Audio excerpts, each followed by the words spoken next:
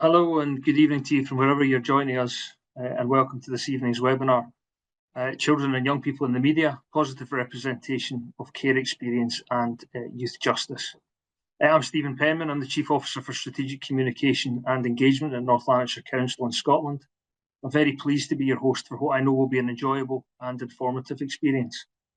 Around 165 people have registered for this evening's session, joining in from locations across the UK and elsewhere, including Canada and Australia, representing universities, colleges, schools, local authorities, government agencies, and the private and third sectors.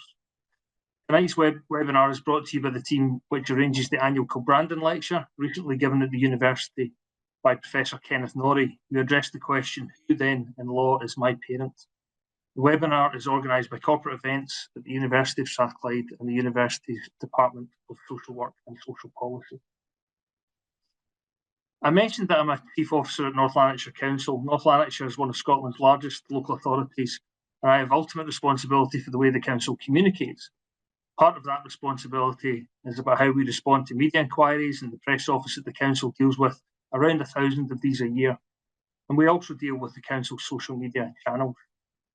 Media inquiries and social media comments are very often related to care experienced children, to children's residential care and youth justice, and almost always they start from a negative premise: antisocial behaviour, missing young people, as the media would often have it the financial cost to the public purse of working with young people.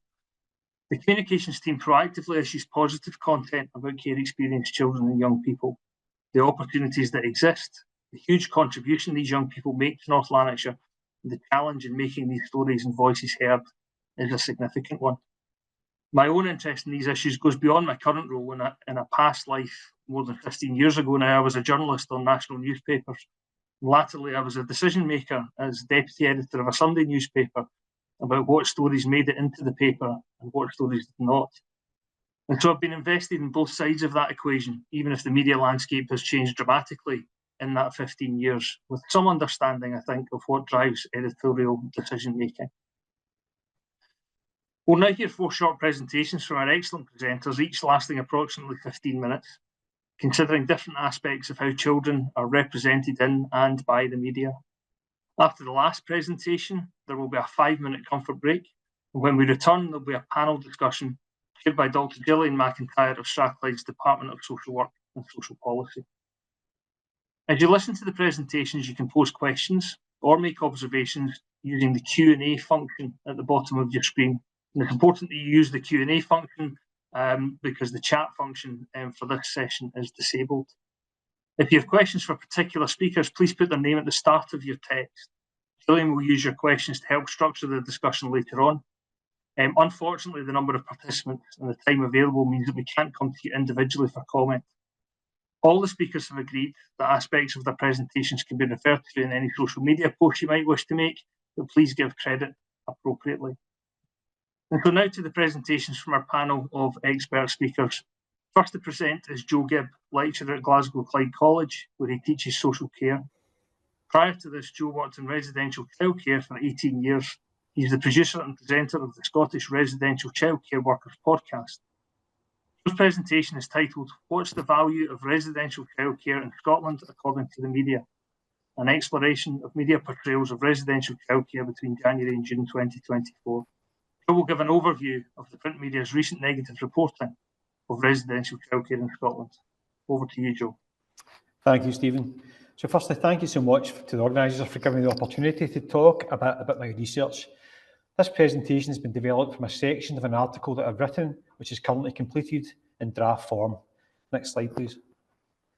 So the presentation has been developed using a trauma-informed approach, and individuals and organisations are not named that pertain to bad practice or abuse. However, a full bibliography is available for people to read and explore in a safer space, and I've put that in the chat box and it's available right now. Next slide, please. So in terms of my study, it follows on from an original study that took place between June 2001 and January 2002. A team of librarians based at the Scottish Institute for Residential Childcare carried out a piece of research that analysed reporting trends about residential childcare contained within the British print and online newspaper publications. Clarkson, Lindsay and Macquarie used 6 months worth of data from that piece of research and published the findings. So in terms of that original piece of research, reporting the media, so if you just go to the next slide, please. Reporting the media publication about residential care was mainly negative. Headline grabbing straplines were used to capture the reader's attention.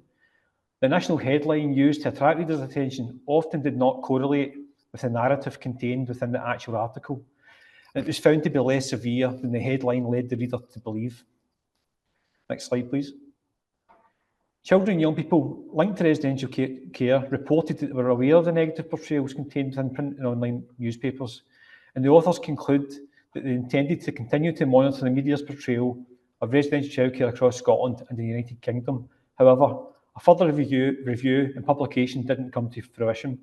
So we thought it would be interesting to repeat a similar exercise. Next slide.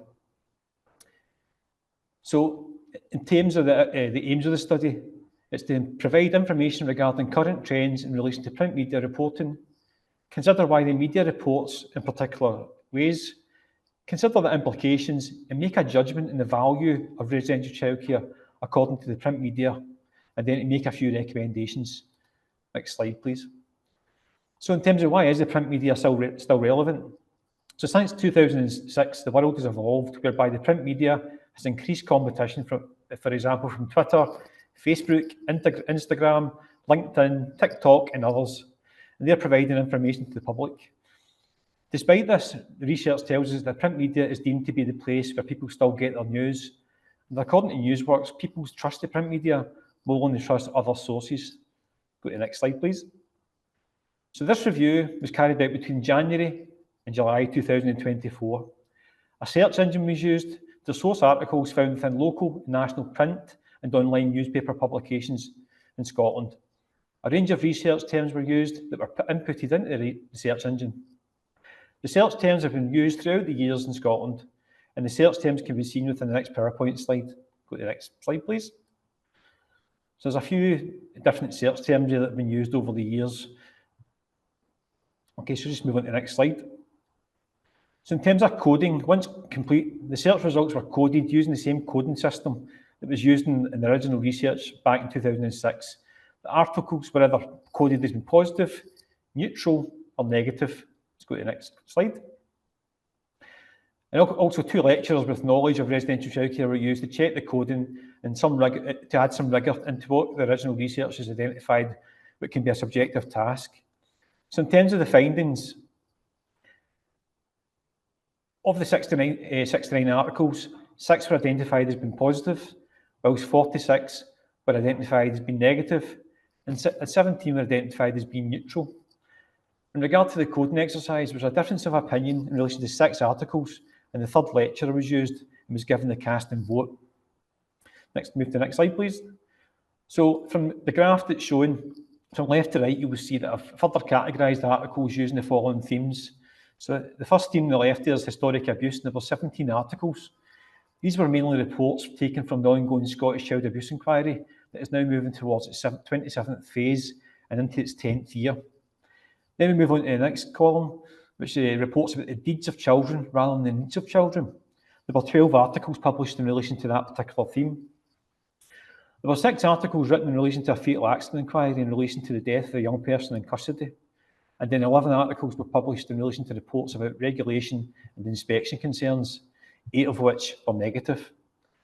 2 articles were published in relation to a recent court appearance involving a staff member accused of selling young people drugs. And the last column relates to other articles that were published. There were 7 of those published. Move on to the next slide, please. So in terms of the findings, I actually was quite kind of taken aback in respect to the amount of negative articles. So I double checked the search terms. I thought that maybe the search terms weren't broad enough, and I identified a positive article outside the allotted timescale. That article was put into the search engine, and the article appeared in the adjusted search. That gave me a sense of kind of confidence that the search terms were broad enough. However, it is possible that over a broader timescale, more positive results would be available. Next slide, please, Alan.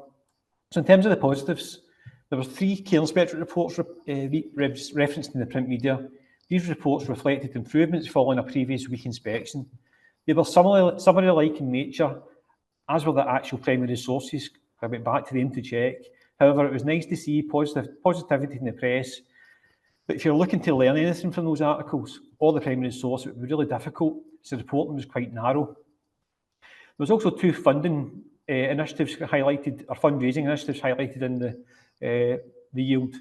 A young girl raising funds for the children's house that her grandmother used to work in was one of them, and then another one was a local man raising funds to open a children's house abroad. And finally, there was a local authority that was reported on in terms of making plans to increase provision, having previously outsourced provision from the private and third sector. Next slide, please, Alan. In terms of the neutral reporting, these reports were more about headlines but enticed the reader in, quite similar to the last study. The reports kind of mentioned care but didn't expand on this, hence the reason why they had to be made neutral. You couldn't decide one way or the other. For example, the fatal accident inquiry into the suicides of the young person in custody was one of them, but only mentioned care, didn't really expand on why care was good or opposite. And then the murder of an English schoolgirl and how the perpetrators were in custody within a secure setting, but again didn't expand about why they were mentioning the secure setting. And also there was individuals that prospered in life mentioned in the neutral category, and despite being in care, but didn't expand whether that was a good or a bad, so you weren't able to make a judgment on that. And that was due to the lack of narrative. It was hard to tell. Next slide, please. So in terms of the negative reports, so essentially the negative reports, there's quite a few, and one example, the print media was given voice to those convicted of child abuse, having appeared as part of the Scottish Child Abuse Inquiry, whereby the abusers seemed to use the opportunity, or indeed the journalists reported in this element in terms of whether they were pleading their innocence. In addition to that, with young persons' deeds highlighted in the media rather than their needs. And one article in particular published in two local publications because a young person had moved from one area to the other. When it came to the articles about young people, they tended to involve violence within children's houses. And then finally, the workers involved from the SSC, the Scottish Social Services Council, so workers who were up in front of the Social Services Council at fitness to practice hearings were named in the media. These workers receiving warnings and remaining in the register with conditions attached. And I kind of thought, in terms of that, was quite a kind of naming and shaming exercise, and considering they weren't being struck off, is it essential to name them in that particular, kind of forum? Just kind of up for debate. I thought it was quite interesting. And then there was weak inspections reported, and they were picked up in the media as well. I went back and looked at the primary sources and recognised that the print publication seems to be cutting and pasting the report, and usually using the term the watchdog. They add that in to kind of maybe add a bit of kind of sensation attached to the report. The approaches comes across, for me, has been a bit lazy, with no real investigative approach being apparent. And then during the 6-month period, a plot line was playing out also within the soap opera Emmerdale, if anybody's familiar with Emmerdale. This has been reported as part of the weekly TV roundup within the Daily Record. A young girl had been convicted of an offence and was sent to a secure unit. And having served a sentence, the young girl was relaying the horrors associated with her time in secure care. So even within the fictional world, residential care is viewed as a bad place. In another article, parents and carers campaigning to reinstate a respite service that closed up in the north of Scotland. And the interesting thing in relation to that is that the sequence of reports was that a generic children's house was put in place to replace the respite service. So we're seeing one form of residential care campaigning against another form of residential care. So just move to the next one, please. Okay, and then just move to the next one. So overall, the reports were largely summary-like in nature, regurgitating primary sources that are also written as summaries. And regardless whether, for example, care inspection reports are positive or negative, the reporting style is similar. And having looked at primary sources, it came as a surprise that the word limit for reporting is capped at 500 words per section. That was confirmed by the care inspectorate service manager, meaning the inspector can expand and provide more context, which I feel would have been useful. When a more robust article is written, it does provide the reader with more insight, even when some of the narrative is negative. And there was an article actually published in the national newspaper, and it was a freedom of information request carried out by Who Cares Scotland about staff members that were struck off within the care sector. And despite the fact that the article was quite negative in terms of what it was reporting on, Because the article was quite investigative and they interviewed different people, for example, the Chief Executive of Who Cares and the Children's Commissioner, it gave some sort of sense of I suppose, understanding about what they were talking about. It made you consider the facts rather than just the I suppose, the headline. So in terms of the next slide, please. So this slide highlights beautifully how the media reports on issues affecting residential care in Scotland. As you've heard, due to the lack of detail, people are led to believe that these issues are quite linear, and which cause and effect leads to scandal, bad practice and offences. Just move to the next one, please. Okay, so the reality is quite different. Research tells us that residential childcare is full of complexity, to the extent that those that are familiar with Bronfenbender's famous quote in which he said, "Child and youth care isn't rocket science, it's more complicated than that," really rings true. Residential care is so complicated, and we must use residential by following the what works literature. And presently, I feel that isn't happening. Okay. As you will see within the visual, I've highlighted some of the factors that impact the sector, and I would encourage you to take a visual note of all of them, as they're all equally important when it comes to reporting about residential care in the print media. Okay, move on to the next one, please. So just to remember that the sector is full of complexity, and the print media doesn't really reflect complexity of reporting. The print media has let, I feel, the key gatekeepers off the hook. The real narrowness around reporting is evident. So as we move forward, the print media could be used to help those within the sector hold the gatekeepers, such as national and local government, to account. It's essentially we are their customers, and as we must ask why key policies and initiatives that would have helped residential care, why they've stalled. For example, Get the Right for Every Child and the National Residential Childcare Initiative are both good examples. These issues are topical and newsworthy, but haven't featured in the press to any great extent. This is despite the fact that GIRFEC was celebrated as being a key policy driver that would ensure children and families would get the right help at the right time. And the NRCCI report was deemed that important that Edward Frizzell, who was the author of the Kellow Inquiry, he cited the NRCCI as being the correct vehicle for change for the sector, whilst the Scottish Social Services Council also celebrated NRCCI, as did Celsius, noting its significance. Next slide, please. So there seems to be a lack of national strategy in relation to the use of residential childcare in Scotland and the use of the media. And additionally, citing trends about residential childcare within the print media could be a useful strategy. For example, highlighting the useful data to help us work out what the trends are in relation to the use of residential childcare is collected but isn't available. And that's specifically regarding planned and unplanned admissions into local authority settings. These issues should be addressed within the print media, but they aren't. So next slide, please. So effective strategy would enable the sector to develop and implement approaches. This requires visible leadership in the print media, but sadly over that 6-month period, there is no visible leadership within the print media relating to residential care, covering any type of topic, and the sector essentially appears silent. What we do know that lots of good work is taking place, but it's not been celebrated in that particular medium. In other mediums such as LinkedIn, there's examples of positive stories about residential care. However, this isn't where the public gets their news. Next slide, please. So what we need systems stewards in the media. Systems stewards are individuals or organisations that help navigate unhealthy systems, enabling the transformation to healthy systems. System stewards link up with other systems, leading to effective, healthy system change. So essentially, what I was kind of thinking about why that might not be happening. I was kind of just thinking that maybe people are quite frightened about speaking out in the media. I do think there's a reluctance to speak out due to maybe losing funding, or just maybe that whole bit about getting cancelled. It's a key issue. Next slide, please. So in terms of those two examples of system stewards connected to residential care, I'd like to briefly talk about. So the first example is James McInerney. He's a journalist with higher education and further education experience, and he writes about higher education and further education within the Glasgow Herald. James was in the unique position of being a qualified journalist and have had the experience of working within the education sector as a lecturer. And then the second example is Who Cares Scotland and their 1,000 Voices campaign about issues that affect care experienced members. The campaigning led to the National Care Review that took place between 2017 and 2020, which led to the promise, which I touched on earlier. And I do support the promise, but I think it's a real shame that NRCCI has been postponed for the moment at least. Next slide, please. So in terms of unintended consequences, it's possible that when one part of the system doesn't understand another part of the system as a whole can become weaker.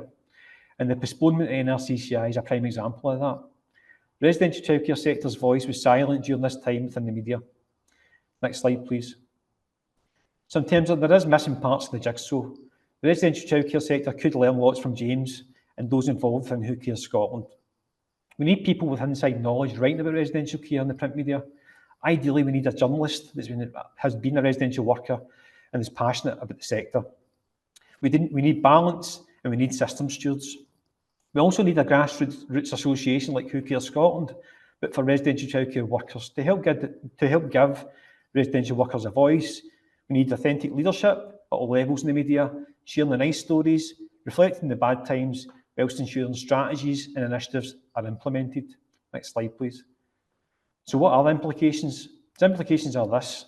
Framing of residential childcare has been negative and it will continue to impact areas such as recruitment and also poor perceptions about value, decision makers and consumers equally. Residential childcare remains as a last resort and the cycle may continue. Next slide, please. So in terms of representations of residential childcare over the last 6-month period within the print media, there's been no real value, and to achieve more balance, it is crucial that the leadership within the sector is visible within that particular medium. Final slide, please.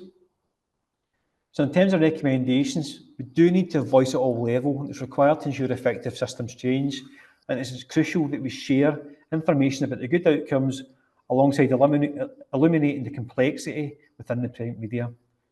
Thank you very much. Great, thank you very much for that presentation, Joe. Real food for thought there. And now to our second presentation by Dr. Michael Higgins, Senior Lecturer in Journalism at the University of Strathclyde, where he's co-lead of the Culture, Communication and Creative Practice Research Group. He's a specialist in political communications and media and identity, with visiting posts in Germany and Italy and more than 80 publications. Michael's presentation is titled Children in Media, Increasing Competencies, Increasing Risk, in which he'll discuss research at Strathclyde and beyond on children's use of media and policy discussions arising from the increasing freedoms children enjoy in engaging with and producing media. Over to you, Michael. Thanks very much, Stephen.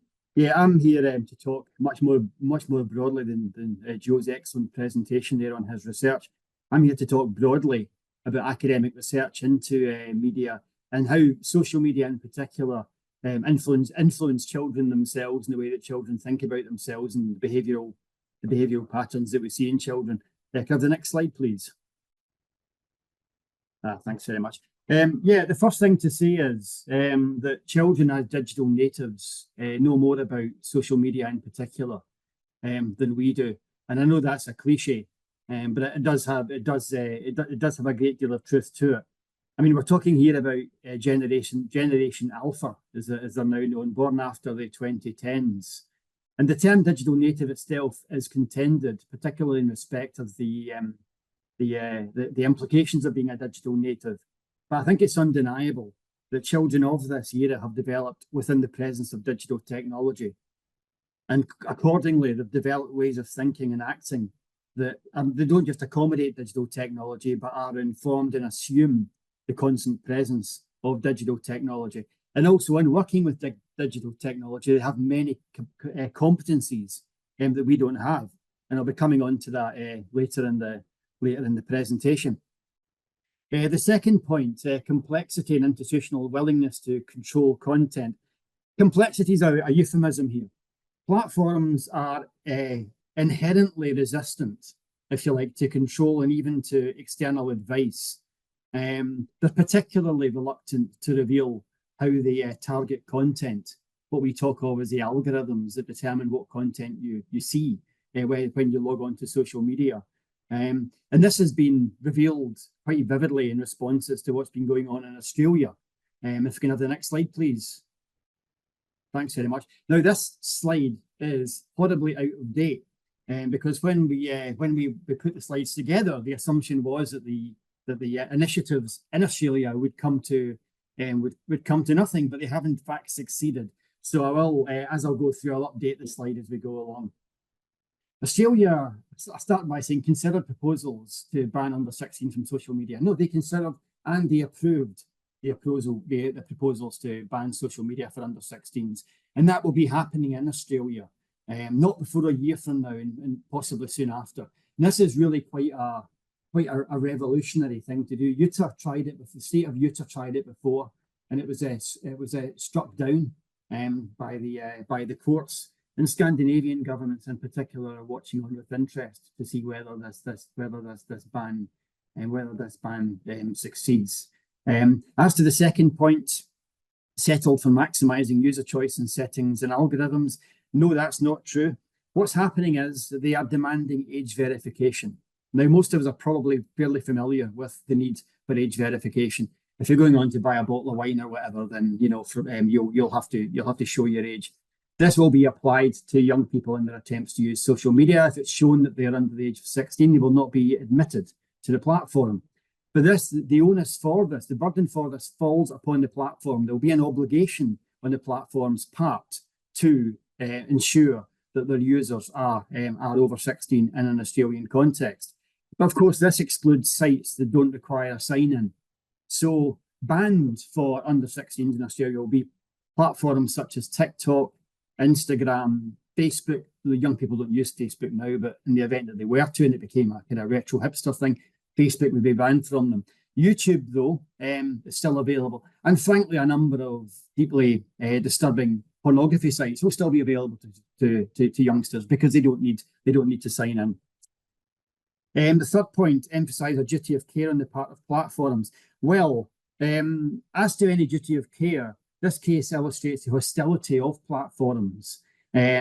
X have already claimed that these restrictions are incompatible with human rights legislation to which Australia is a signatory, and also is contrary to international treaties. So any attempts to restrict access to social media platforms it's now becoming apparent, it will be fiercely contested by the social media platforms themselves. The fourth point I make here is on child involvement, and we'll come back to child involvement. But this raises, as an important caveat here, the issue of digital native competence and the likelihood, indeed, the almost certainty that VPNs will be used to conceal the national contexts that children. So if you're a child in Australia, you have any degree of internet competence, you'll know simply to use a VPN when you're accessing Instagram, and you'll be granted access. Can you have the next slide, please? Now, what research has been undertaken, and how does what's all the fuss about?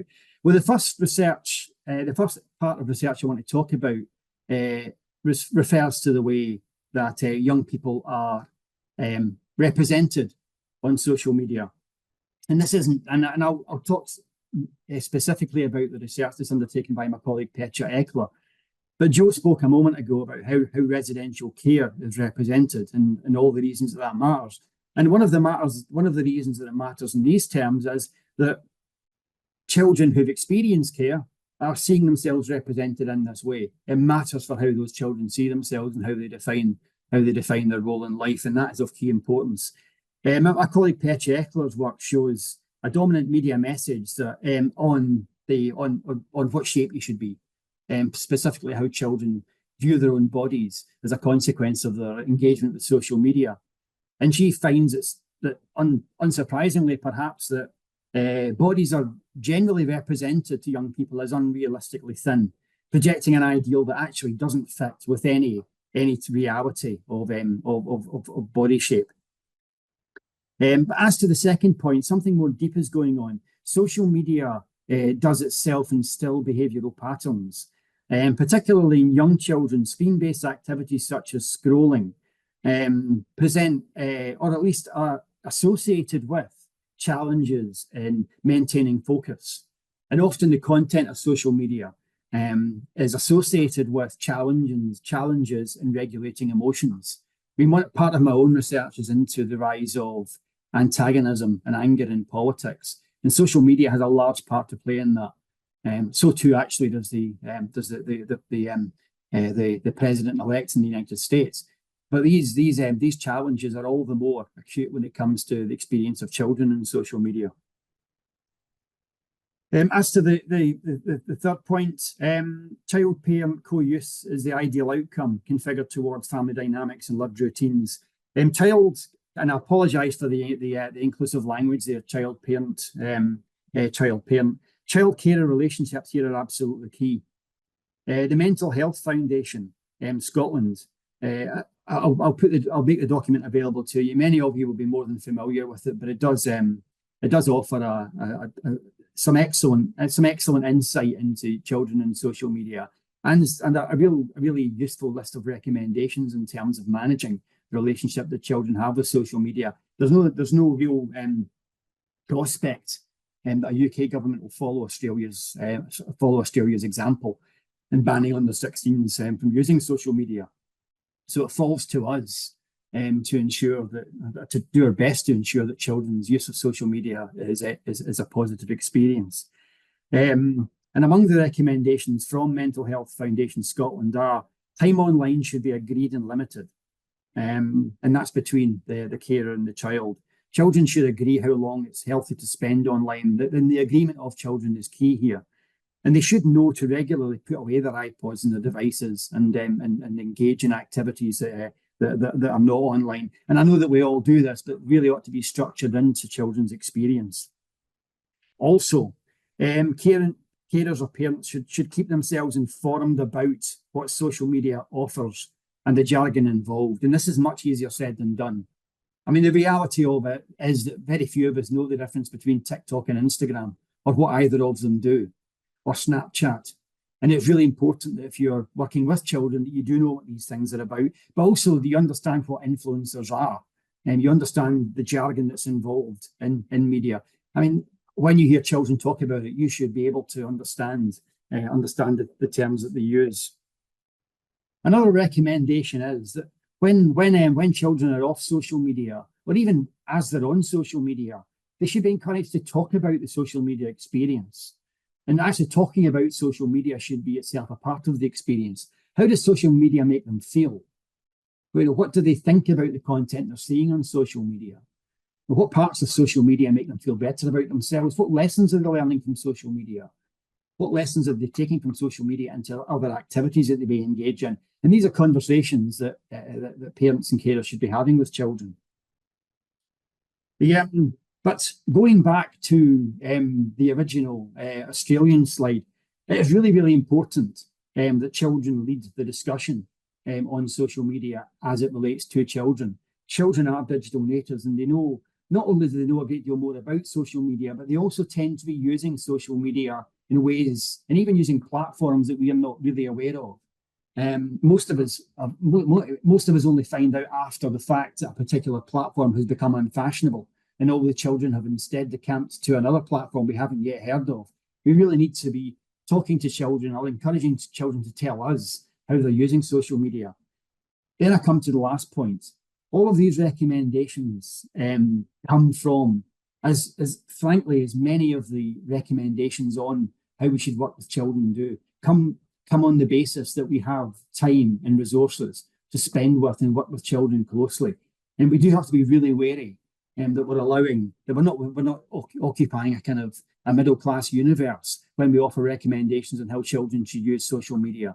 Not everyone has the time to work with children to that extent, and not everyone has the time to to chat and reflect with their children on social media use. But I think it behoves all of us to understand how children are using social media and allow children to talk to us. Next slide, please.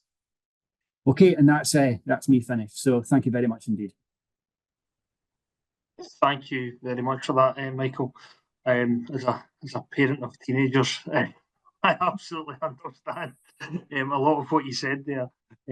So thanks for that. Just a reminder to everyone before I introduce the next speaker, if you could use the Q&A function to put any questions or observations you might have as we go through, that would be helpful to facilitate the session at the end. Okay, on to our third presentation tonight, which will be given by Dr. Julie Garland. Julie is Professor of Childhood and Youth Studies at Carleton University in Ottawa in Canada, where she's Director of the Institute of Interdisciplinary Studies.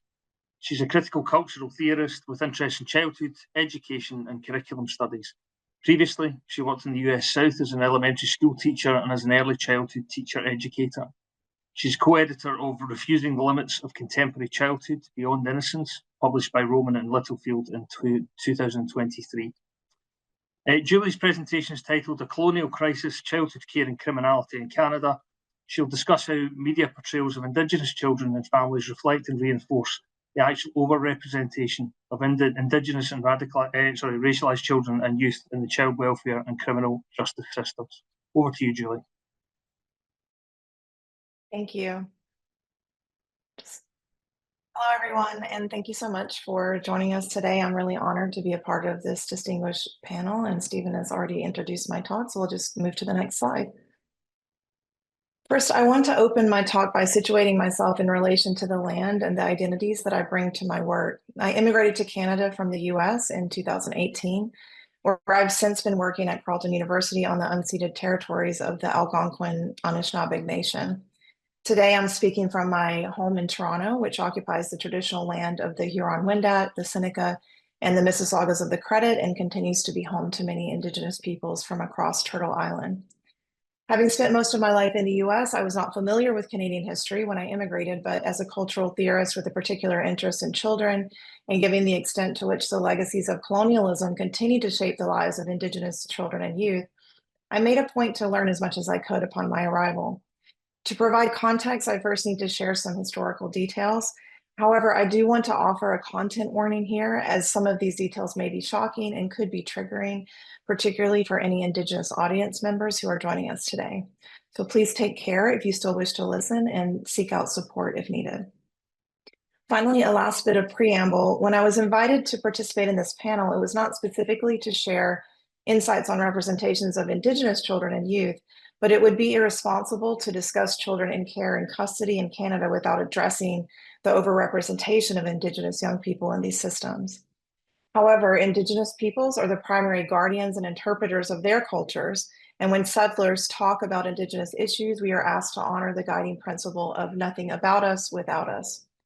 Therefore, I have relied largely on the insights of Indigenous scholars and practitioners in preparing this presentation, and I also spoke directly with Indigenous colleagues at Carleton to ensure that I'm representing these issues accurately and respectfully. Next slide. So without further ado, let me tell you a little bit about the historical relationship between Indigenous children and youth and state custody in Canada so that you can gain some perspective about how media portrayals continue to perpetuate inequality and discrimination. Between 1831 and 1996, First Nations, Inuit, and Métis Nation children were taken from their families and communities to attend residential schools, which were often located far from their homes. More than 150,000 children attended residential schools. Many never returned.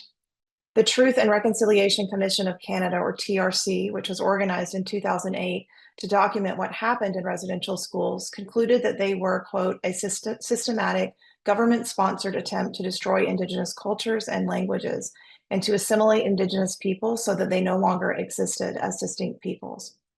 The TRC characterized this intent as cultural genocide. The image you see here are famous photos from Canada's archives featuring Thomas Moore Keesick, who was 8 years old when he was taken from his parents and placed in Regina Indian Industrial School. These photos of him were taken a few years apart by the government's Office for Indian Affairs to advertise residential schools. They wanted to show that they could re-educate Indigenous children to approximate whiteness. At the age of 12, Thomas developed tuberculosis and was sent home to die, but his story has lived on for 130 years due to the widespread circulation of this image. Many years later, while residential schools continued to thrive with government funding, a new tactic was devised to further undermine Indigenous culture and sovereignty. Between approximately 1951 and 1984, more than 20,000 First Nations, Métis, and Inuit infants and children were taken from their families by child welfare authorities and placed for adoption in non-Indigenous households. This mass removal of Indigenous children from their homes, supported by a series of government policies, became known as the 60s Scoop. Together, these racist policies led to a disconnect between Indigenous children, their birth families, their Indigenous cultures, which enacted profound trauma. Next slide. So how do we make sense of this disturbing history? In my scholarly work, I've spent a great deal of time thinking about the Western construct of childhood innocence and its ties to colonialism, and this is certainly relevant here. Specifically, I've connected the Enlightenment logics that produce this modern construct of the child to an understanding of education as a civilizing force, which was fundamental to the rise of mass schooling in Western society, including residential schools in North America. The roots of these institutions can be seen in the Enlightenment idea that imperfection is, quote, inhuman. For example, Rousseau's theory of natural man, which asserted that human beings are inherently good, corrupted only by the evils of society. This belief promoted the idea that society can be fixed and humans restored to their natural state of goodness, or stated differently, humanized.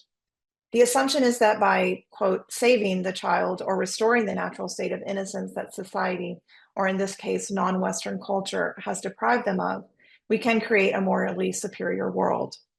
Thus, forcing Indigenous children into residential schools and into white families can be justified as a moral project, one that seeks to civilize the Indigenous child by restoring their so-called innocence, although this seems counterintuitive given the traumas that were enacted upon them.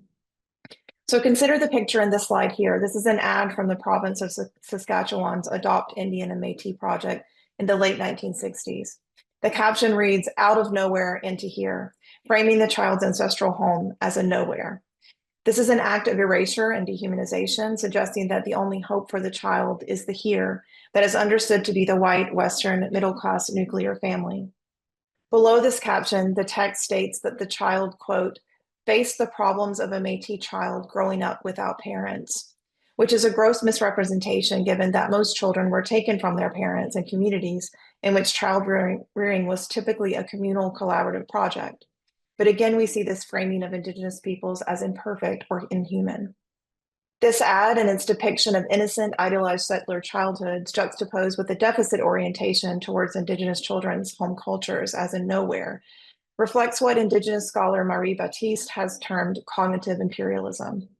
As Baptiste explains, quote, "The experience of being marinated in Eurocentrism presents us with a cognitive frame, a socialization in society that has put us either at an advantage or at a disadvantage," unquote. As she further observes, Eurocentrism, characterized by its superiority and universal value of good, became the engine of cognitive imperialism, by which whole nations and groups of people have been denied their knowledge systems, their culture, spiritual identities, their land, and their wealth confiscated. Cognitive imperialism goes beyond colonization or cultural genocide in that its focus is the change of consciousness and knowledge systems rather than culture. Next slide. Today, the Canadian child welfare system is connected to both the history and intergenerational impacts of the residential school system and the 60s Scoop. Indigenous children are vastly overrepresented among foster children in Canada, and Indigenous youth are even more disproportionately represented in the correctional population than their adult counterparts. This is not a secret in Canada, and for the last decade, there have been numerous reforms enacted through law, including additional supports for the federal program that oversees and administers social services in Indigenous communities and provides for culturally appropriate prevention, support, and family preservation for Indigenous children and youth. However, year after year, we see these same statistics, like the ones I'm sharing here, often transmitted through televised and printed news stories that evidence how little progress has been made. This leads me to believe that law and policy changes alone are not sufficient to undo 200 years of cognitive imperialism, which brings us back to the issue of representation and how it might be perpetuating inequalities. Next slide. So let me talk briefly about the kinds of representations we see today in the Canadian media. I've already mentioned the prevalence of news stories about Indigenous children and youth. There is no shortage of those stories that address the challenges, whether that's court cases, protests, reports of contaminated water, or new batches of disturbing statistics like those I've just shared. In the first picture you see here, a group of people are protesting to bring awareness to murdered and missing Indigenous women and girls. As currently, Indigenous women and girls make up 16% of all female homicide victims and 11% of missing women and girls, we see national news stories of new cases on a regular basis. According to Carmen Robertson, my colleague and professor of Indigenous visual and material culture at Carleton, mainstream news media tends to rely on stereotypical representations of Indigenous people as drunk, troubled, childlike, or uncivilized. She says, quote, "There are nice features and stories that we see in the press today, but when there's a flashpoint moment, it just seems like they go back to what they know deep inside them, and that's often demeaning and destructive." The second image you see is an example of how deeply embedded Indigenous stereotypes are in the cultural consciousness. This image is of a poster for Indian status cards at a government office, which was posted on Facebook and drew outrage. While the most obvious problem with the image is that the adult woman is a dead ringer for Disney's Pocahontas, Crystal Fraser, a historian of Canadian history and Indigenous issues, noted that the poster had a few other problems as well, like the background, which resembles previous posters for missing and murdered Indigenous women and girls. As well, the poster included images of a bison, an eagle, bear, and a wolf, which Fraser questioned the relevance of given the growing urban population of Indigenous peoples. When it comes to Canadian film and television, there have been some small advances recently. According to the Canadian Media Fund, there's been a blossoming of Indigenous storytelling across the Canadian media landscape in the last few years. Films such as Aberdeen, Night Raiders, Hey Victor, and Blood Quantum join TV projects such as Little Bird, Bones of Crow, the series, and Thunder Bay in shining a light on Indigenous experience from history to horror to comedy. Although the current domination of streaming media means that we've shifted away from the kind of communal cultural destigmatization that could happen with network television. And for example, the way that The Cosby Show broke racial barriers in the US when I was a child. These films and series are promoted in Canada on streaming services like Netflix, sometimes as Indigenous made or focused, but also alongside mainstream films with similar themes. In children's television, the most significant innovation of late is an animated series called Molly of Denali that features an Indigenous girl from Alaska as the lead character. Although this show is produced in the US, it is shown on the Canadian Broadcasting Corporation's public television network, CBC Kids, and is available through its streaming service. The show has received positive reviews from audiences and critics, including Indigenous viewers. One Indigenous culture writer who is commending the show for its representations wrote that if we, quote, "can grow to understand that Indigenous peoples and cultures belong on the television, maybe we will all grow to understand that Indigenous voices belong in every dialogue." Although film and television media, with the exception of a few documentaries, don't typically address experiences of children in care or custody, the more authentic and complex representations that are beginning to emerge could have a significant impact on the way that these children see themselves, as well as the way that non-Indigenous audiences understand both the historical and the contemporary contributions of Indigenous peoples. Next slide. So what can be done to challenge this history of cognitive imperialism? I first return to the concept I mentioned at the beginning of my presentation, nothing about us without us. It is not simply a matter of settler journalists and creatives incorporating Indigenous issues and stories. The first step, regardless of whether we are coming from industry or academia, is to consult Indigenous peoples about how they wish to be included and represented, and to seed and create spaces that invite them to tell their own stories. We have seen some movement in the film industry, for example, with the National Film Board of Canada, which in 2017 launched a plan outlining a series of commitments that respond to the work and recommendations of the Truth and Reconciliation Commission, and also Indigenous creators' concerns about systemic inequities in the Canadian production landscape. And this has amassed a substantial collection of Indigenous-made films that are available to the public. Where journalism is concerned, according to Carmen Robertson, there has been some progress, but more work is needed. As she notes, quote, "For the most part, there are far more Indigenous voices in the press, and stories are often more balanced. But we still see daily newspapers that have to fill those pages, just fall back on what they already know, which continues to reinforce those stereotypes within people's minds. Sometimes it's just presenting a photograph that undoes everything that is in the news story. The way we consume images is every bit as stereotypical as the way people have learned to consume text. So it's really important that visuals are also taken into consideration." For those of us who are involved in teaching, we can look to insights shared by Indigenous educators that can allow us to work toward decolonizing our pedagogies and classroom practices. Pauline Wakeham explains that, quote, decolonization requires making space, balancing, generating, and enabling diverse knowledge systems to thrive in the academy, as well as in and through educational and knowledge transmitting places for Indigenous peoples, the formerly colonized or continuing colonized nations, peoples, and cultural knowledge systems. As my colleague Carmen Robertson shared with me in our conversation, many Canadians still do not know and perhaps do not wish to know the truth about Indigenous histories. And it's important that these stories be shared so that everyone, settlers in particular, have context for understanding why Indigenous children and youth are overrepresented in care and custody. As Joanna Quinn observed in a recent article lamenting Canadians' general lack of understanding of Indigenous peoples' history, quote, the benefit of an increased awareness of what has taken place will make Canadians more open to participate in the change making that is needed. Such decolonizing approaches might be applied specifically to media education so that learners at various levels are equipped to critically analyze the representations they encounter. As noted by Media Smarts, Canada's Centre for Digital Media Literacy, quote, media education could help young people put current images and messages about Indigenous people into perspective by helping them understand how the media work, why stereotyping exists, how decisions are made, and why it matters who makes it. Media education is not about learning the right answers. It's also about consuming media images with an active critical mind and asking the right questions. Finally, for settler academics like myself, we might imagine our own scholarship as a form of allyship and an opportunity to make space for Indigenous voices and experiences, and to challenge problematic representations that might be perpetuating systemic inequalities. This webinar today is an example of one way that we are bringing attention to the relationship between representation and reality. And I hope that my talk has brought you some insight that will encourage you to seek out opportunities to become a maker of change in your own communities and institutions. Thank you so much for your attention and for the opportunity to be a part of this conversation. Thank you very much, Julie, for that deeply thought-provoking presentation.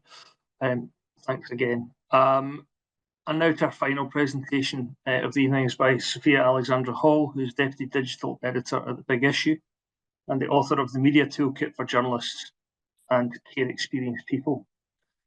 Proudly care experienced, she helped found the John Schofield Trust's new fellowship programme, Journalism Cares, for aspiring journalists from her community. Sophia is a 2023 Churchill Fellow, holds a gold standard NCTG qualification from News Associates, and is a graduate of the University of Oxford. Her toolkit was recently shortlisted for the Georgina Henry Award, and her journalism has previously won her an Excellence in Journalism Award Exclusive of the Year, a PPA Next Gen Award, and the Diana Award. Sophia's presentation is titled Platforming Care Experienced Voices in the Media in a Trauma-Informed Way. Informed by her recently published media toolkit, Sophia will share advice for care experienced people and journalists working with them on how to safely tell their story in the media. Sophia. Hi, Stephen. Thank you so much. Thank you so much for having me, everyone. Unlike the brilliant previous speakers, I'm not an academic, so I thought I'd start this presentation by trying to justify why I'm here. Next slide, please. So, as Stephen said, I am Sophia Alexandra Hall and I'm Deputy Digital Editor at The Big Issue. I'm a social affairs journalist at heart, so this is really a dream job. For those outside of the UK, The Big Issue is the biggest street paper in the world. It's a weekly magazine which is sold by people experiencing homelessness or facing housing insecurity. Next slide. I'm 27 years old, so I'm Gen Z, and I can confirm I do use TikTok every day. Next slide. I have worked in all sorts of journalism on social media. I've been on Sky News, which is where that screenshot's from. I've worked across print, digital, and I feel like as a journalist, you kind of have to do everything these days. Next slide. My work's taken me all around the world, all the way to the White House, to the press briefing room, to the gardens of Buckingham Palace, to the Sonoran Desert in Arizona, to Parliament and just outside Downing Street and inside Downing Street, actually. Next slide. But most importantly, and proudly, I am care experienced myself. So kind of panicked when I saw everyone else having black and white slides, and I've got a selfie within the first 4 slides. But this is me as a vulnerable and scared teenagers taking a webcam selfie in my room. This was my second foster placement. Next slide.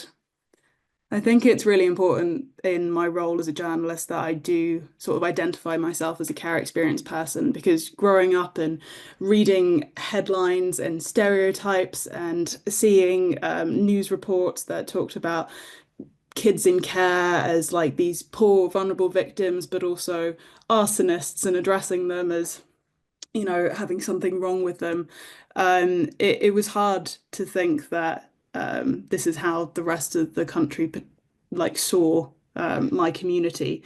I mean, talking about TV representations, as Dr. Garland just was, Tracy Beaker was a really common one growing up, and it's all just to do with what people see. Like, if they've never met a care experience person before, it's not surprising that the TV show they grew up watching is going to be their only frame of reference. And so before I ever became a journalist, I was an interviewee, and that's very much informed my practice as a journalist, because I know what it's like to be on the other side of the table. I know what it's like to think, oh, what did I say to that journalist? What are they going to print? Are they going to use the most close-up photo you've ever seen of my face as the header picture? Next slide.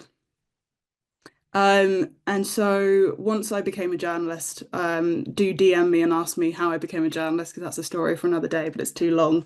Once I became a journalist, I realised I could offer some advice to people who were interviewees who came from a care background.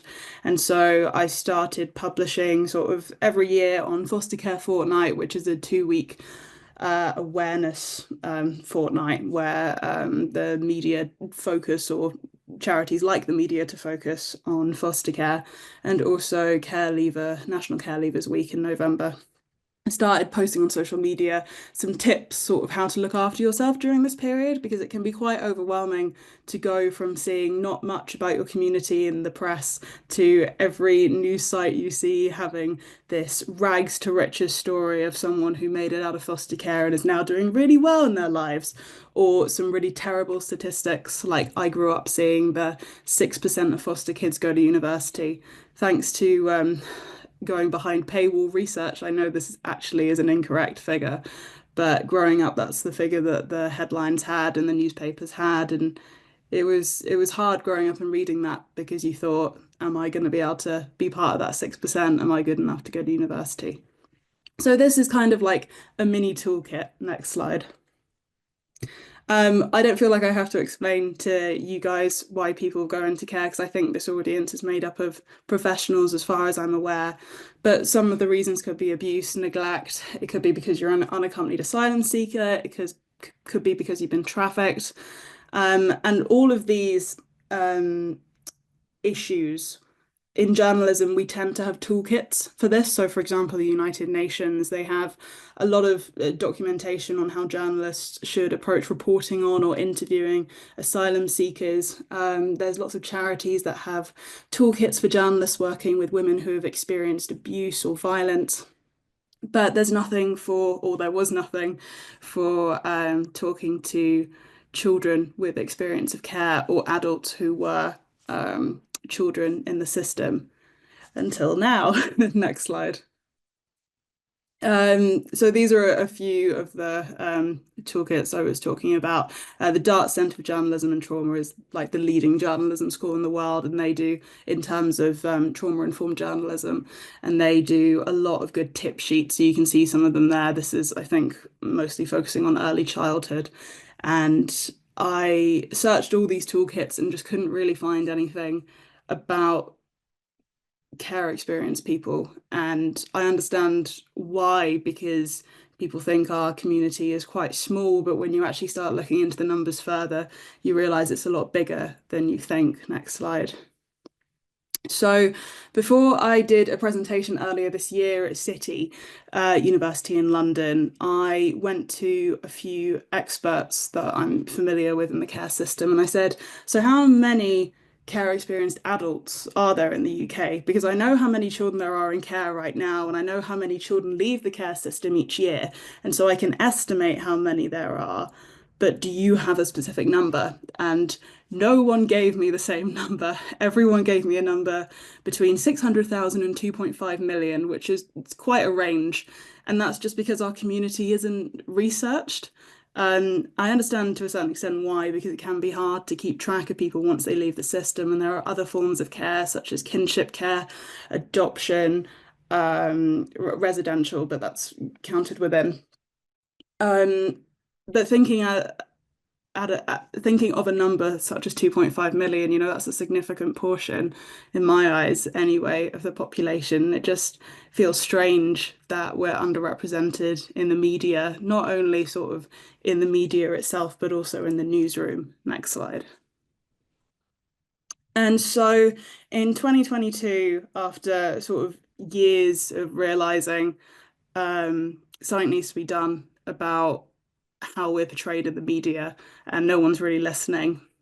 As soon as I became a journalist, I was like, let me try and change it from the inside, as every young, naive person does when they start in an industry. And I applied for something called the Churchill Fellowship, which is this incredible fund. It was started in the name of Winston Churchill and his family, and every year they send about 100 people anywhere in the world to research whatever topic they want, as long as it can bring change back to the UK.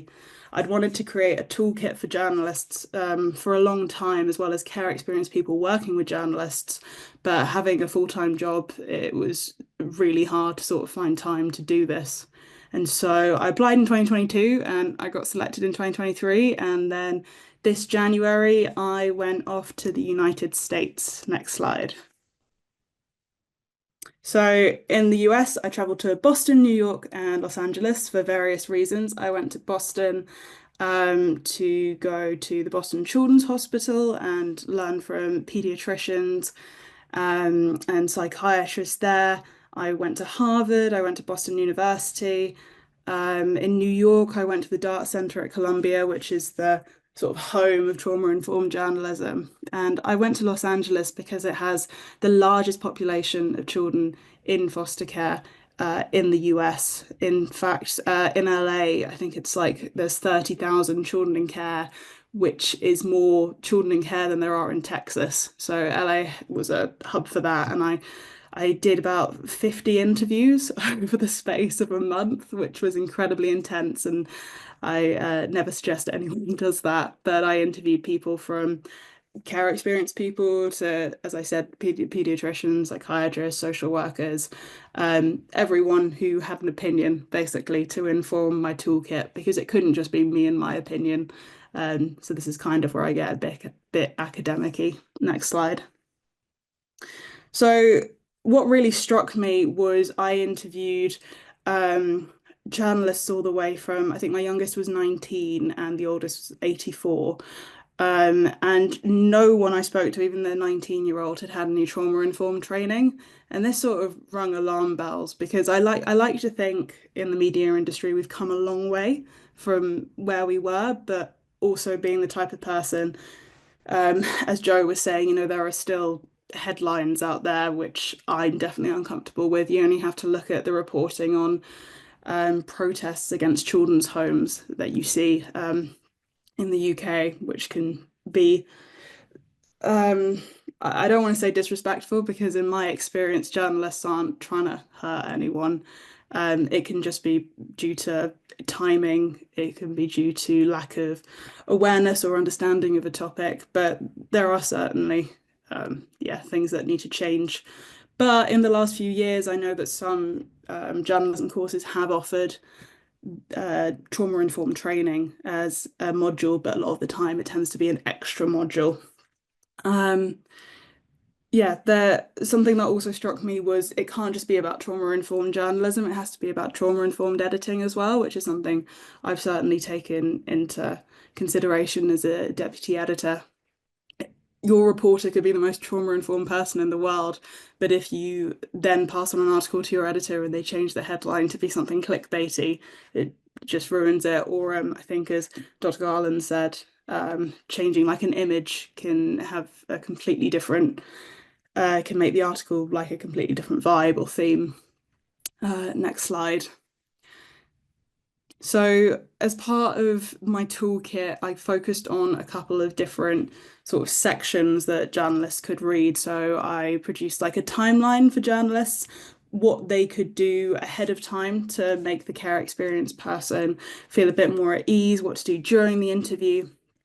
Things to look out for. Something I heard when I was in the US was journalists aren't social workers, journalists aren't mental health professionals, and I completely get that. But a lot of times, like, journalists can be first responders. Journalists are sometimes the first to hear a disclosure. I've interviewed people who have told me things they've never told anyone in their life.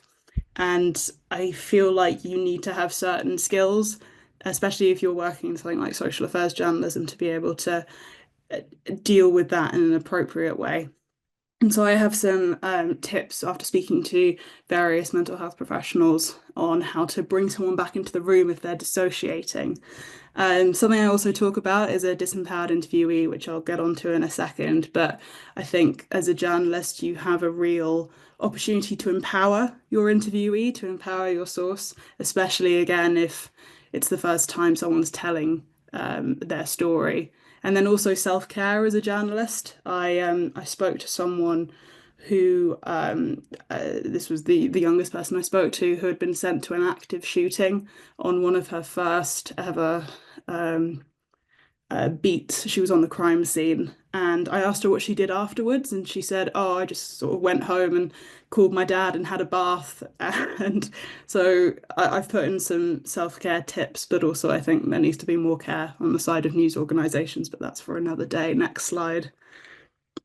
So the disempowered interviewee is a term where the interviewee could have had like part of their choice taken away. So for me, it could have been like I didn't have a say in where I was going in my next foster placement, but it could be, you know, someone's suffered or experienced a sexual assault. And so as an interviewee, you can give some of that power back. You can give them more choice than you might think you're able to. It could be, do you want to see the final piece before it's published? That's not always possible when you work in journalism, but it can be smaller things like, do you want to sit here or here? Is it okay if I record you? Is there anything that's off limits? There's a question I tend to ask, particularly with more vulnerable interviewees at the end of my interview, like not with a journalist or something, not with a politician or something. I'll say, is there anything you've told me today that you don't want included in the piece? Just in case they've gotten too comfortable with me and they've said something that they're later going to regret. There's a quote I heard from one of the journalists I interviewed while I was out there, and it was, as a journalist, my news story is not as important as someone else's life. And that's something I very much take to heart. Next slide. I also spoke to care experience people, and I heard about, you know, how they wish journalists worked with them more collaboratively, how journalism has a role in perpetuating stereotypes. And importantly, no one was able to name a care experience journalist. And I think this is important because it doesn't matter how well we portray care experience in the news. If you don't have someone from that community within the newsroom itself, you could be missing out on a whole section of the news that should be on the front pages. One of my first pieces was exposing discrimination against care experience mothers. And I remember my editor saying, where did you get this story? And I was like, this is common knowledge in my community. And so I think it isn't just about the media, it's about who's producing the media as well. Next slide. I have similar tips for care experience people, interview timelines, self-care, but also talking about how to write an opinion piece. It's fine to write things about people, but I think sometimes some of the best journalism comes from sources firsthand. If I get a pitch of a really personal story that a reporter wants to do, I often go to their interviewee and I say, do you want to be in control of this? It's really good as a first step as well for people who want to talk to the press, but also kind of still want ownership over it. So I include like an example opinion piece in the toolkit. Next slide. I also have this section on questions to ask yourself, because I know when I first agreed to do my first news interview as a young care experience person, I was so excited. You know, The Guardian had come to me. I was like, this is going to be huge. I'm going to be famous.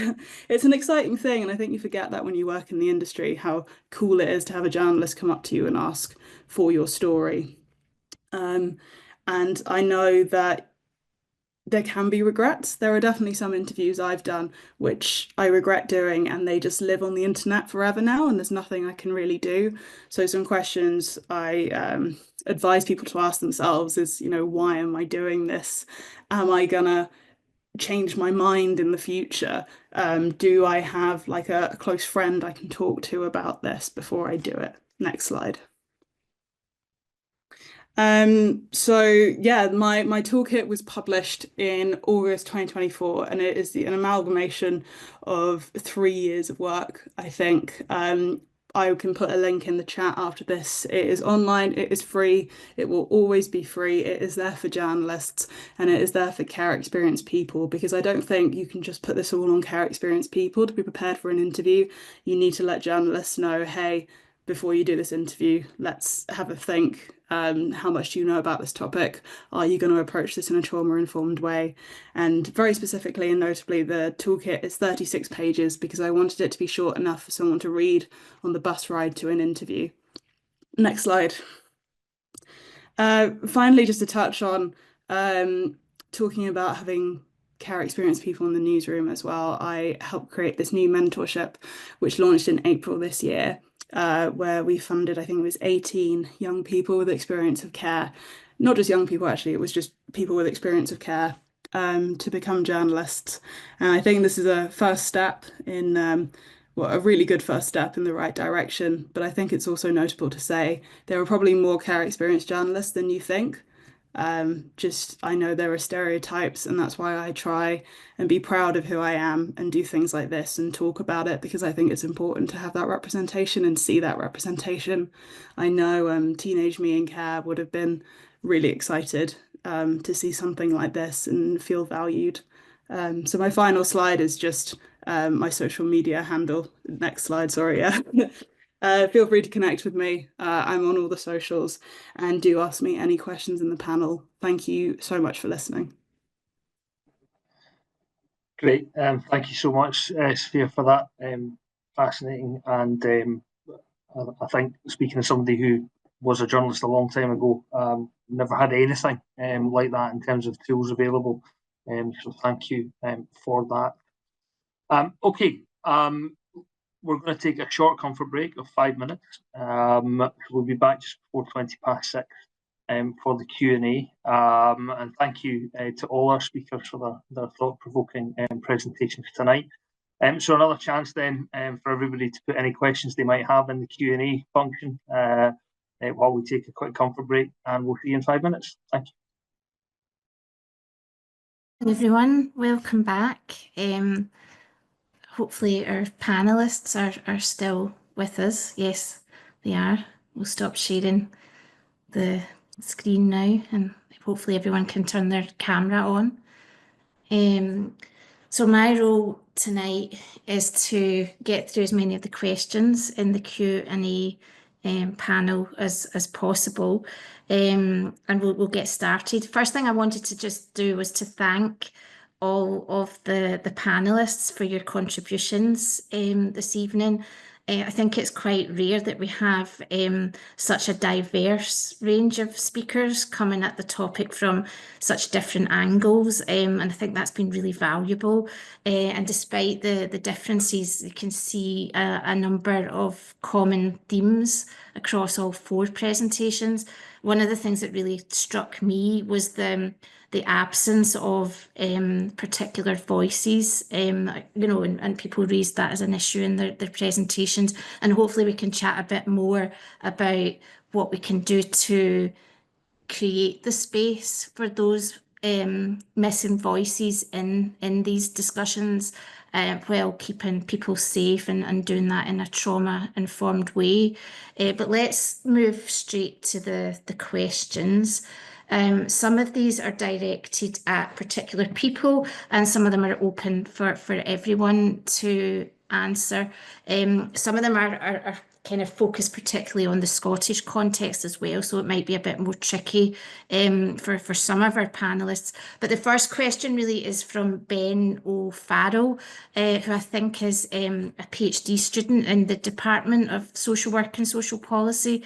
And really Ben's asking, I think this question is probably directed at you, Jo, is do you think that negative discourse about residential childcare has impacted on the momentum of the promise?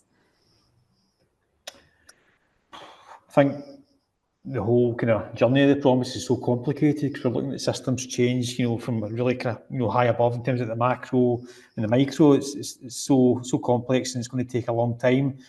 It's difficult to say, but it certainly won't be helping, that's for sure. I think even from within, again, I've been quite critical of the Scottish Government. Within the government, I think even from that particular lens, it'd be, an eye-opener to get an insight into the civil servants' points of view about, residential care and the possible, journey it could be on to, be really quite kind of radical and become that, placement of first choice when it's appropriate. I think that's the key here. These it should be classed as an intervention. Residential care, it costs an extensive amount of money, however, is used pretty much reactively across Scotland.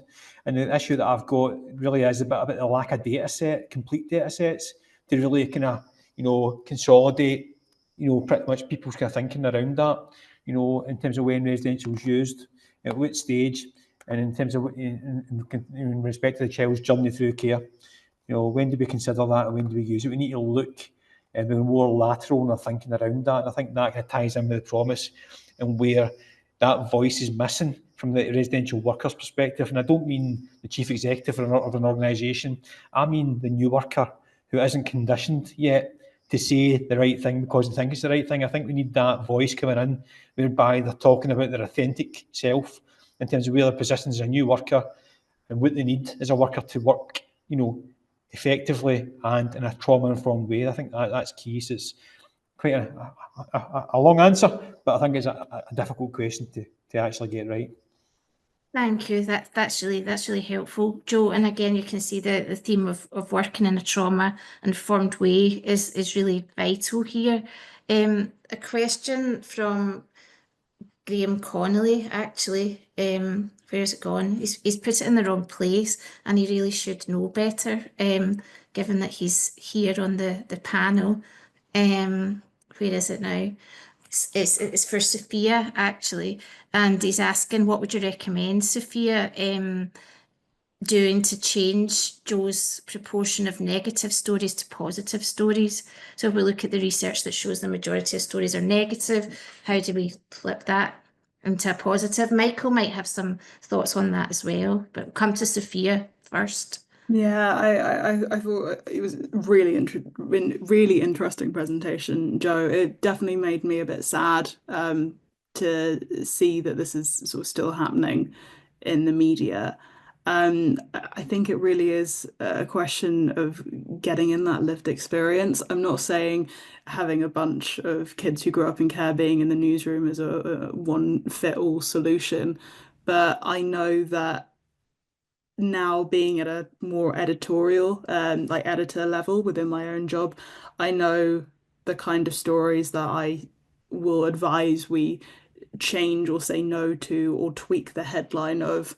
I think also just the more you work with the sector, having those not necessarily like foster care correspondents, but I know there are certain newspapers in the country where the social work desk has just been like fired, and that doesn't really exist anymore. When I was in the US, there were a lot of, for example, criminal justice correspondents, but there weren't any specifically care system correspondence, if you know what I mean. And it can be exhausting trying to explain to one of my reporters the entire history of care in 5 minutes before they do an interview. And I understand that journalists are busy. Trust me, all I do is write and I'm busy. And I know how hard it is to learn a completely new topic before you go and do this interview or report or whatever. So yeah, having those dedicated, I know what I'm talking about. And I think that goes along with, you know, having the experiences of residential care, those working in the sector, actually writing. I'd love to read opinion pieces from those kinds of people. And I think having opinion pieces can really help tell a story in a way that maybe a reporter can't quite get to the depths of. Thank you. Thanks, Sophia. And that made me think of the point Joe made about systems stewards as well, people with that real insight into the system. Michael, did you have any tips or anything that you would want to add in terms of how to create positive stories? Well, not much actually beyond Sophia's really insightful response. I mean, for my own, I mean, I draw upon my own experience in political communications, and the key question is really, who's a suitable candidate for a positive story? And and particularly in terms of journalists, I think it's ordinary people often, and or people that there's an assumption that the readership will be sympathetic towards, and I think, you know, Sophia's toolkit will come very useful in this regard. You know, care experienced people should be in that category. You know, positive stories about care experienced people that will say that they're care experienced people should be a news value that journalists aspire to. But it's also, I mean, and this isn't getting at journalists, because it's about journalists having the time and having the contacts, and the more, you know, the more the journalists hear from people such as Sophia, for example, telling them how to get access to positive stories about care experienced people. Journalists don't have a great deal of time. They will use the stories that they're given. We would like to think so in any event. But yeah, it's a question of hardwiring into journalists that there are a range of candidates for positive stories. Thank you, Michael. Joe, did you want to come in and respond? Oh, I was just thinking, Michael was talking there, that I suppose the rabbit hole we could possibly go down in respect to positive stories, because I think the importance of being authentic in terms of whether it's being a journalist or being an organisation, you know, putting somebody forward to tell a story. Because what I really don't like seeing is paid partnership pieces in the press. I think they're really distasteful. And also using some human learning systems language again, the whole notion of gaming the system. So it's that bit about, you know, putting that person out there as being that front person to tell a story about an organisation, when actually it doesn't really reflect what's happening on the floor, you know, or on the ground. You know, I think that's something that we need to be clear about as we maybe make improvements in terms of from a residential care point of view. You know, telling a story, you know, sharing that journey. We do it authentically, and that's how I think it's really important. You get that independent, you know, the equivalent to, for example, the Scottish Through Care and Aftercare Forum, but for residential staff and supporters of residential, whereby there's no one organisation that's driving that. It's kind of independent, which means then it's just you're hearing the voice of the worker rather than celebrating the organisation's success. There's a place for that, but I think it's that bit about being authentic. We need to hang on to that. Yeah, thank you. Thanks, Joe. I'd like to bring Julie in here, if that's okay as well. And where we're talking about like how to create positive messages, I was thinking about the point that you made about decolonizing the media. And we talk a lot in education. Obviously, we've been, you know, over the last few years about decolonizing the curriculum. And I wonder, Julie, if you've got any additional advice about how we decolonize the media or the media representation of marginalized groups? I think from my perspective, not myself being in the media industry, but having been a person who's done a lot of analysis of cultural texts and spent a lot of time thinking about the media and digital media literacy. You know, I think as an academic and for others who are in positions of teaching is really just thinking about that critical literacy piece and encouraging students to think a little bit more in depth about the visuals that they're seeing. And also so that that translates later to the industry, so that those that are being educated in media and, broadcast communications and things like that, that these ideas are being incorporated into secondary education or university level education. I think that if we are addressing those issues and emphasizing decolonizing pedagogies and taking seriously these histories of inequalities, we're really emphasizing that across the curriculum, then I think that it could have a significant impact on future journalists and future people, creatives, and other people who are in the industry, as well as scholars who seek to do research in these topics and talk about, imagery and things like that. So I'm kind of coming into it from the perspective of cultural critique, and certainly the media and even consumer culture and things like that have been something that I've been thinking about for a very long time. I don't know, 25 years or something.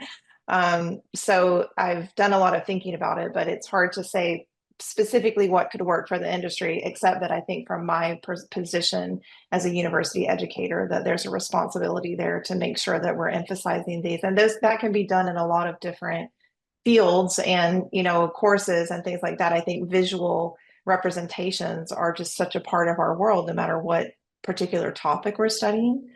And so I think, for me, it's just a commitment to bringing that into the curriculum, no matter what the particular topic would be.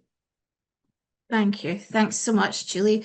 Going back to the questions now, we have a comment from Shumela Ahmed from Resilience Learning Partnerships, and this is open to everyone on the panel, so please just shout out or raise your hand if you have any thoughts.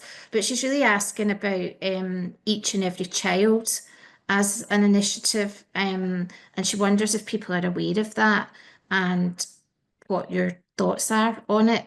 We do have a response from Vivian in the audience as well, who said that she thinks Each and Every Child is a superb initiative and is having real impact. I wondered if anyone on the panel is aware of it and has any thoughts on it.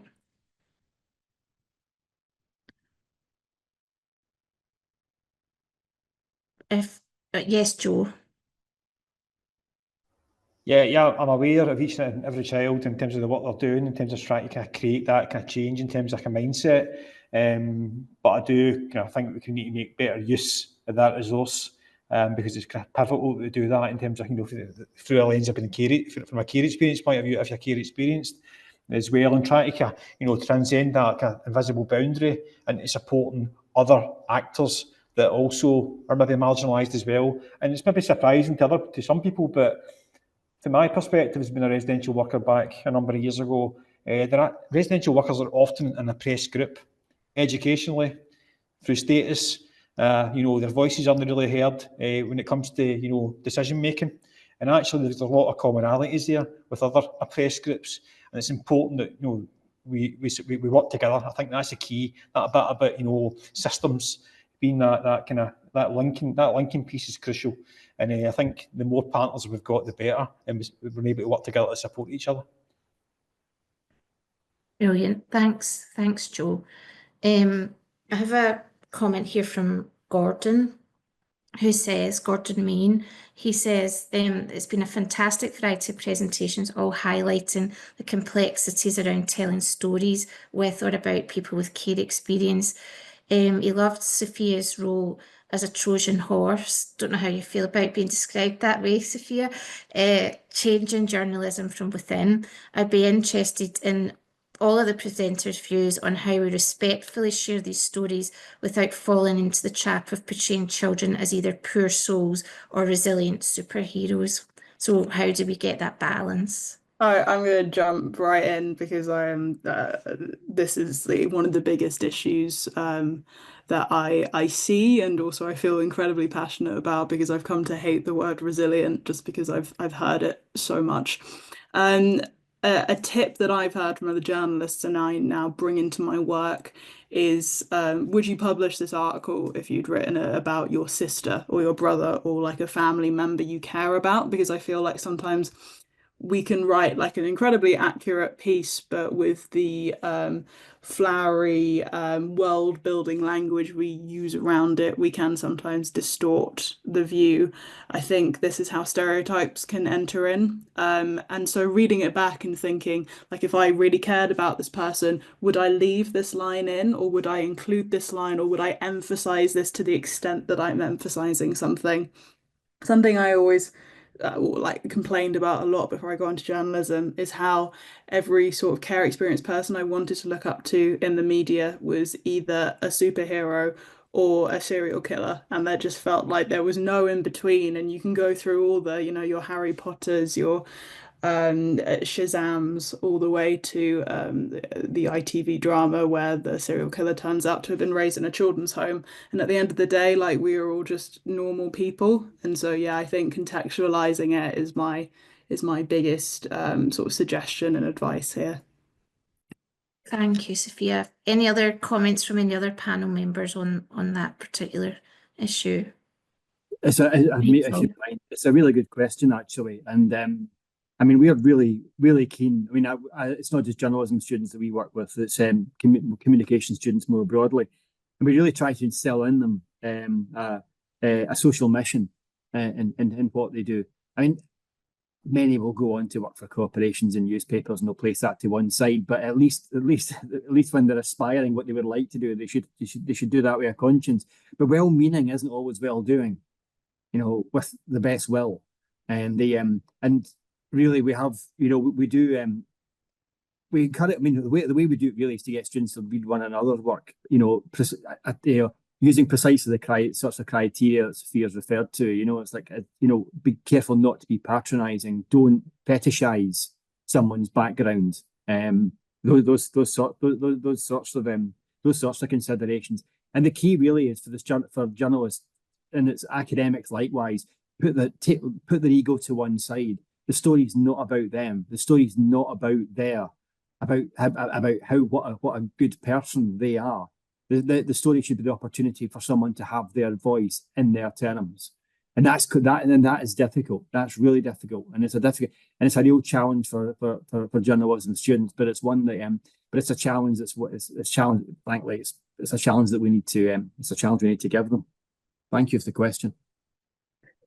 Thank you, Michael. Sophia, did you want to come back in? Yeah, I just sort of remembered I really wanted to say this. If in doubt, ask them how they describe themselves, because I think sometimes Michael's saying, you know, like, don't center yourself, is kind of what reminded me, is we may have some idea of what this person is, but at the end of the day, they are the expert in their experience, and they might have a way of describing them, which you can then sort of hook within the text instead of just deciding what they are. Let them decide what you portray them as. And it's another way of giving back that choice to potentially a disempowered interviewee.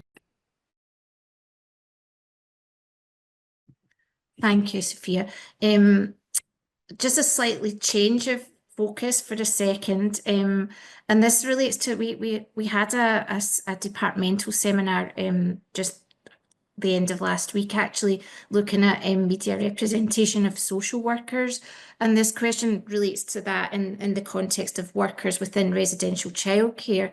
And so this poster here has said, more and more we're having these conversations, which is excellent, but rarely do I hear people talk about the impact that stigmatizing media content might be having on making the case for paying the social care workforce well and keeping and retaining the highly skilled caring workforce that's needed for residential childcare.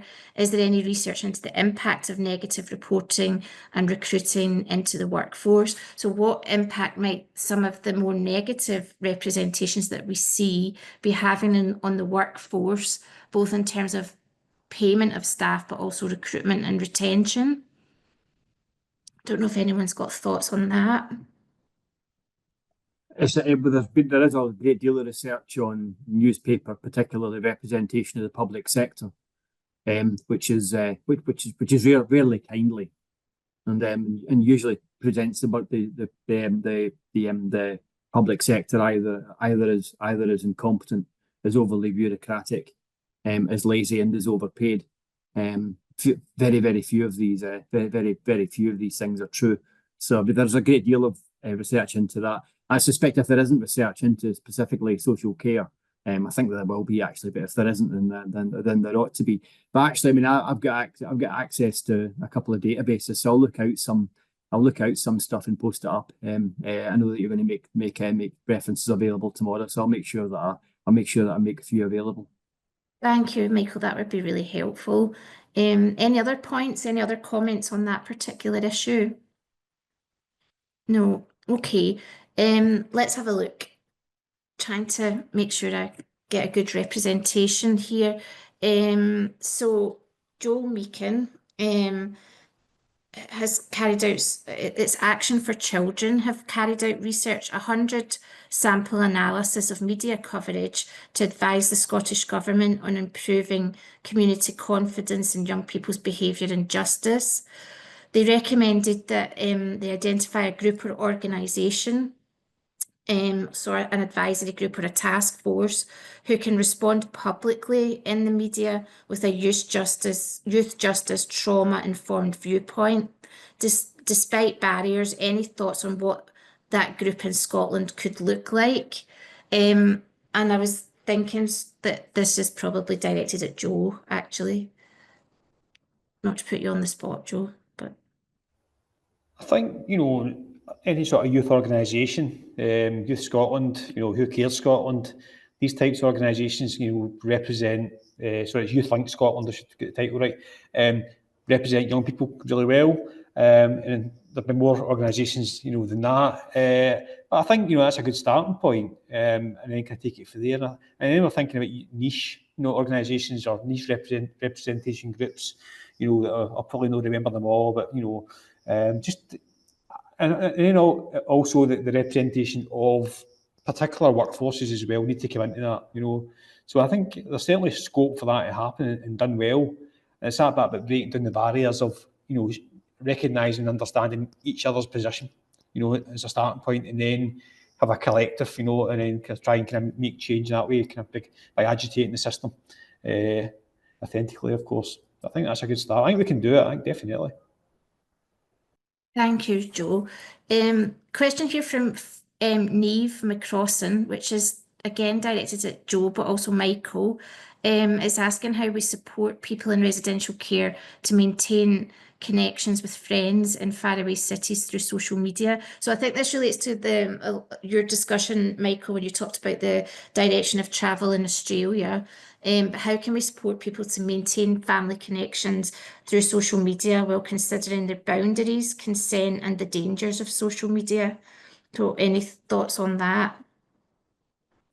That's a really good question. I don't have an answer to it actually, but it's a really good question. For I think, I mean, give people the facilities and the technologies to do it. First of all, but there is an assumption that we all have access to iPads and Zoom at the drop of a hat, and that's simply not the case. Nor does everyone have access to reliable broadband. So give people that kind of access. But the other factors, I don't know the answer to that actually, but it's a really, really good question. It'll be one I'll be thinking about. Thank you. Thanks, Michael. Any other thoughts, Joe? Did you want to come in? Yeah, I'm just kind of thinking about, education in its broadest sense. It sounds so simple, but, working alongside children and young people the way you support your own children to essentially, provide that safe type of information through educational purposes at a young age and kind of, keep kind of chipping away at that and, putting limits and boundaries in place and, capitalising on children's rights and making sure that young people who are in residential care get the exact same opportunities, based on risk as well, as your child would get in your house, and I think that's the starting point, and work on it for there. So there is a bit of kind of risk adverseness, it sometimes takes place in children's houses, but I think they're definitely getting better. That's for sure. There's a lot of good people out there kind of supporting children and young people when it's a case of just, having a bit of confidence to, take risks in a way that you take them with your own kid. Yeah, thank you. That's really helpful, Joe. While we're on the sort of subject of risk and safety, there's a question here And I think, Sophia, you actually touched on this because you talked about, which I thought was really interesting, the idea of journalists as first responders. And so this person's asking if there are any recommendations for the media on how to report incidents of abuse or other controversial incidents in foster care or residential care. Care leavers, staff, or former staff may have had a different experience. So it may impact on their memories of positive experience in foster care or residential care. So any tips or recommendations for how to report such incidents? I mean, with those types of incidences, like I'd be looking at sort of the crime department or not necessarily social affairs within the newsroom and the news desk to look at this, because of IPSO and Ofcom rules. This isn't the kind of thing we'd report on immediately. It would be a long-term investigation, most likely, understanding what exactly went on. I don't think it's the type of thing where we'd be writing a report on this and publishing it the next day. So I think there are a lot of safeguards and rules around it that aren't necessarily tied to care experience and what I'm talking about. But having seen, especially sort of historic, more and more historic child sexual abuse cases coming back from care homes in the last few years, I know there are journalists looking into this. But I've got to admit, it's not my area of expertise. Thank you. Any other thoughts on that? There is a comment here about children with communication needs, and I think it's important that we acknowledge this. And it's really just asking how that we make sure that children with communication needs or maybe other kinds of disabilities are supported to share their views and experiences. And if we think there's anything that we could change to ensure that happens so that the media is accessible to them as well. So I guess that would be, if we think about people within, who it's a form of double marginalisation, if you like. So I wonder if anyone's got any thoughts on that, how we make their views meaningfully represented. While I'm not an academic, I do run in circles with a lot of academic friends, and I have to say academics are extremely good at doing this.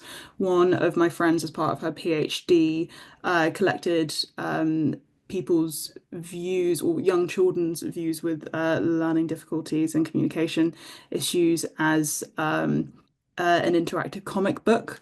And I think there are lots of other sort of innovative ways to do that. The Big Issue, also shout them out, did the first ever completely made by people with learning disabilities magazine earlier this year. And so there are ways of doing it. I'm not going to say it's the easiest thing to do because, again, it comes down to that timing and issue of timing. But I think definitely in terms of long-term investigations, there's obviously that ability to make sure we are properly speaking to these voices who so often get left out of these conversations. And I know that there are these intuitive ways of doing things that we can utilize. So I think that there's positives, but I agree that this isn't something that we can incorporate immediately. But hoping in the future it will become more commonplace. Yeah, and I guess one of the issues there is that to do that in a meaningful way often is quite time consuming, and obviously with the media, quite often it's fast paced, isn't it? So there's a challenge there, I guess, in terms of supporting people to be meaningfully involved. Okay, I want to just finish up then before I pass back to Graham for some closing remarks. I'll finish off with this question from Peter Fergie, who's asking, as social media per se is currently a no-go place to discuss these matters, how do we get the message to our youth that they are not the problem?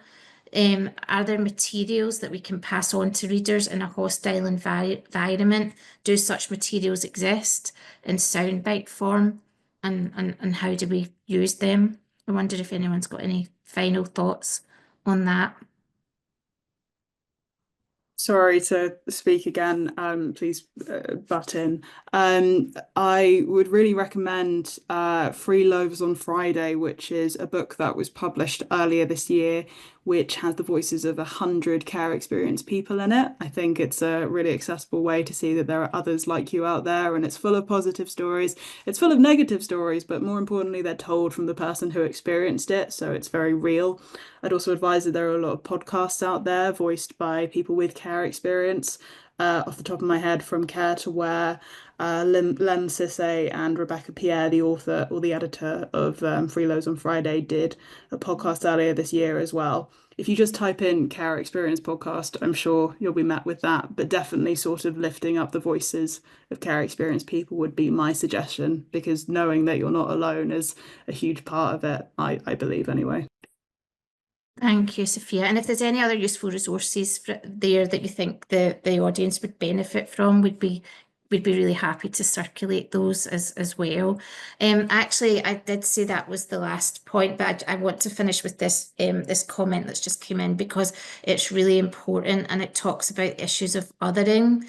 And it's Julie, it's a question for you to finish off. And really what the poster is saying is that your presentation really gets to the heart of what's going on here, and that's othering. Do you have confidence that there are positive societal and cultural changes in Canada and elsewhere that are increasing understanding of the diversity of every country and community? And if so, do you have any confidence that this can potentially eventually influence media representation? Yeah, that's a good question. Just thinking about, where we are and moving forward. I think that I personally, having come from the context of the United States, I've had a lot of admiration for the efforts that have been made in Canada to meaningfully address after, the Truth and Reconciliation Commission released its report in 2015. So when I came to Canada, there was still like this beginning phase of trying to respond to the recommendations of the commission. And that commission was organized specifically around residential schools, but it actually spans out to a lot of other cultural and social issues that impact Indigenous peoples in the past and today. And so I've seen that through not only at the, not in just academia, but that's the level of social services, at the political level, like there's been a lot of discussion and there's been a lot of meaningful responses that have been put into place. And I think that that's one of the things that I was referring to kind of in my talk too, that there are laws and policies that are making a difference. And I think that these issues are being talked about. There is a lot more awareness of the need to have more diversity in terms of the stories and representations that are being told in the media.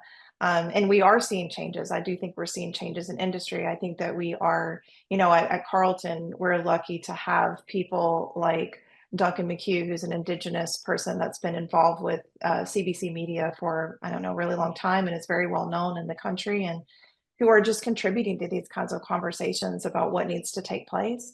So I do have confidence that those things are happening. I think that given the larger political, like social, political environment, not in North America specifically, but maybe globally as well, given kind of the things that we've seen in recent years in terms of silencing of diversity and cracking down on things like critical race theory and things like that that are happening. Those kinds of things do influence the political environment in Canada. Those things, the things that happen in the South migrate to the North. And so we don't see right now maybe as much support from certain provincial governments in terms of funding for these types of initiatives. But I think generally in this country, I've been impressed by the overall sort of acceptance that this is an issue and that it needs to be addressed. So I have confidence being here, but as someone who is from the US, I do fear that the things that I see happening there could derail some of the progress that I've seen being made in Canada. Thank you. Thanks, Julie. So I would really like to thank all the panel members for their contributions, and also to anyone who posted a question. So thank you. And I'll pass back to Stephen and Graham for some final remarks. Thank you very much, Gillian, and thank you to everybody. Just echo what Gillian just said for all your questions, and thanks to the panelists for considering those questions. We'll now come to the end of the webinar, and thank you for joining us. We hope you found the presentations informative and helpful to you. There will now be a short vote of thanks by Dr. Graham Connolly, who's the Honorary Senior Research Fellow at the Department of Social Work Policy at the University of Strathclyde. Graham. Thank you, Stephen. On behalf of the University of Strathclyde, the Department of Social Work and Social Policy, and our Head of Department, Professor Neil Quinn, thank you for joining us, for engaging with us through your questions and comments. And on your behalf, let me offer a few brief words of thanks. First, to Stephen Penman for chairing the webinar and offering his own personal reflections at the start. To our keynote presenters, Joe Gibb, Michael Higgins, Julie Garland and Sophia Alexandra Hall for the specialist insight. To my colleague, Gillian McIntyre for chairing the Q&A. We will get that coffee soon, Gillian. To Nadia Mitchell of the University's corporate events team for organising this webinar, and to Alan McLeave, who's been in the background tonight providing technical support and for his help in preparing the webinar. And finally, to Raymond Taylor, who's joining us tonight. He's the chair of the Kilbrandon Lecture Committee, Organising Committee, for his support to me in devising this and previous webinars. This is the fourth successive year that we've presented a children's research webinar. I'm pleased to tell you that links to past webinars will be added to the Kilbrandon Lectures archive, available through the department's web pages. The link to the recording of tonight's webinar, details of the archive, and resources provided by presenters, and also the contributions of tonight's participants will be sent to everyone who registered for the event. Thank you very much for your participation.